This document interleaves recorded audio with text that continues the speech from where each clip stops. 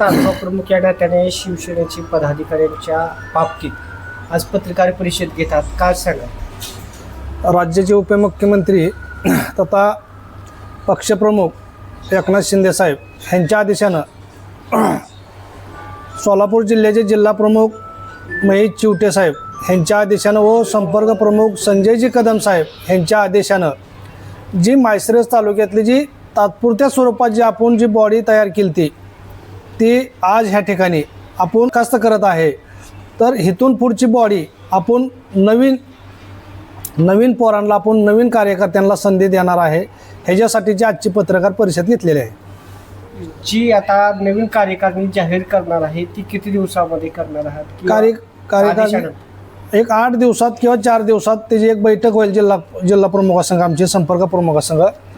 त्यांच्यानंतर तत्काळ एक 4-8 दिवसात आपण ती बॉडी विचार करून चांगला कार्यकर्ता, ताकदीचा कार्यकर्ता, काम करणारा कार्यकर्ता, पक्षाला वेळ देणारा कार्यकर्ता त्याची मुलाखत घेऊन त्याच्याशी चर्चा करून वरिष्ठांना त्या गोष्टी कानावर घालून नंतर आपण त्याचा निर्णय घेऊन सगळा त्याचा बायोडाटा घेऊन त्याची माहिती घेऊन त्यानं बाबा ह्याच्या आधी कुठल्या पक्षात काम केलं आहे, कुठल्या संघटनेचं काम केलं आहे, का चळवळीचं काम केलं आहे, ह्या गोष्टीची सगळी माहिती घेऊन नंतर त्या कार्यकर्त्यांची मी शिफारस जिल्हाप्रमुखाकडे देणार. जिल्हाप्रमुख मेन सचिवाकडे त्याची शिफारस करणार. त्याच्यानंतर त्याचं पत्र आपण काढणार. आता जे आपण म्हटलं की कार्यकर्त्यांची जी कार्यकर्ते नवीन आहेत, नवीन चेहऱ्यांना संधी देत असताना त्यांच्या कार्यकाळाचा किंवा त्यांनी केलेल्या आतापर्यंत कामांचा अहवाल पाहूनच तुम्ही कार्यकर्त्यांना संधी देणार. वरचा पक्षप्रमुखांचा आदेशच तसा आहे. जवळ तुम्ही ते कार्यकर्त्याची खात्री करत नाही, त्याची कामाची पद्धत बघत नाही, तवर त्याला अजिबात पक्षात कुठल्या स्थान देऊ नका. तालुक्यातील कार्यकर्त्यामध्ये एक मोठी ग्रुप निर्माण होते, काय सांगा? पहिल्यांदा मी खासदार साहेबाचा आभार मानतो. त्याच्यानंतर चेअरमनचं माळशिरस तालुक्याचे आमदार उत्तम जानकर ह्यांचं पहिल्यांदा मी आभार मानतो. आपली मेजॉरिटी नसताना सुद्धा त्यांना मनाचा मोठेपणा दावून आपल्या शिवसेनेचा सभापती करण्याचा त्यांना इतका मोठा आपला विश्वास टाकून किंवा काय त्यांना पुढचं काय डोक्यात घेऊन जर आपल्याला जर पद दिलं असेल तर पहिल्यांदा मी त्यांचा आभार मानतो. आणि जास्तीत जास्त आपला सभापती ह्या माळशिरस तालुक्यात कसं काम करेल, कसा निधी आणता येईल, त्या 100% त्या दिशेनं आमचं काम चालू आहे.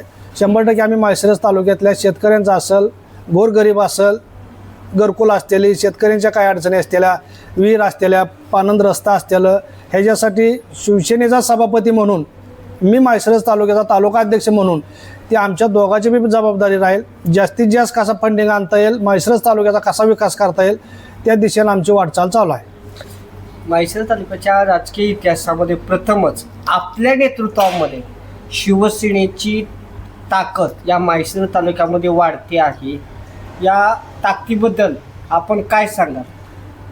पहिल्यांदा मी एक सांगतो, ही ताकद माझी एकट्याची नाही, ही सगळ्या कार्यकर्त्यांची जी माझ्या संघाची कार्यकर्ते आहे ती आजी माझी सगळे काय रुसवा फुगवा काय सगळीकडेच असतो. या काय 4 कार्यकर्त्यांना पटत नाही, 4 कार्यकर्त्यांना आपलं पटतं, पण जे काय सगळे आम्ही संघ होतो आमची टीम, त्या सगळ्या टीमचं ह्याच्यात मोलाचा वाटा आहे.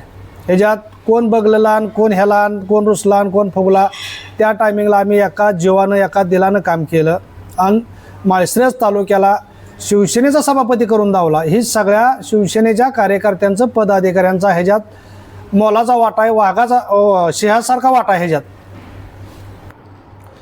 ह्याच्यात माळशिरस तालुक्याचा सभापती करण्यात स्वतः आम्ही 2 दिवस मुंबईला होतो. शिंदे साहेबाचा ह्यात सिंहाचा वाटा आहे. साहेबानं विशेष माळशिरस तालुक्यावर लक्ष घातल्यामुळं हा माळशिरस तालुक्याला शिवसेनेचा सभापती मिळालेला आहे. तर शिंदे साहेबाचं इथून पुढं शब्द दिलेला आहे आम्हाला की 100% माळशिरस तालुक्यावर विशेष लक्ष राहील. त्यासाठी भरत शेटनं बी इतका मोठा प्रयत्न केला सभापती निवडीसाठी. शेटचं सारखं फॉलोअप होतं साहेबांपाशी, आम्ही साहेबाचं फॉलोअप घेत होतो.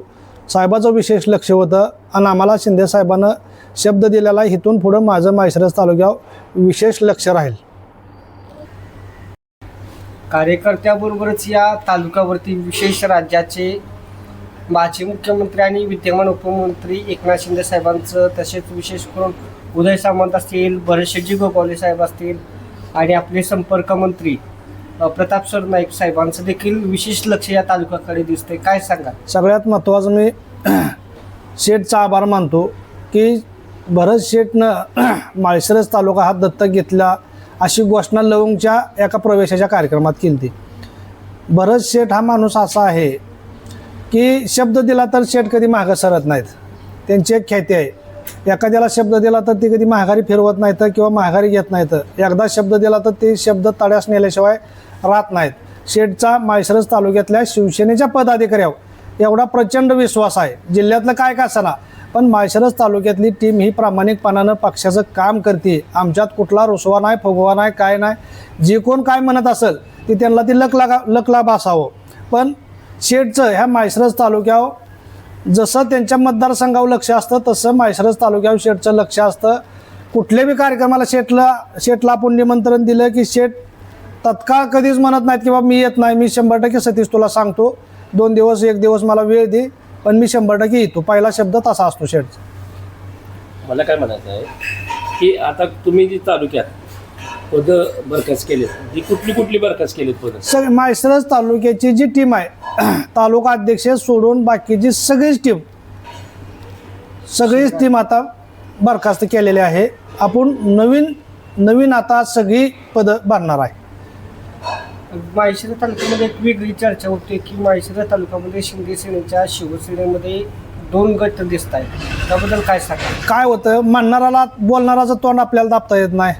गट तट पक्षात आमच्या अजिबात कुठलं नाही. तर थोडं मतभेद सगळे आपल्याकडेच नाही सगळीकडेच असते. ती विचाराचं मतभेद असतात. त्यासाठी आमचं गट तट कुठलंच नाही. तर सगळी आम्ही एका जीवानं काम करतोय.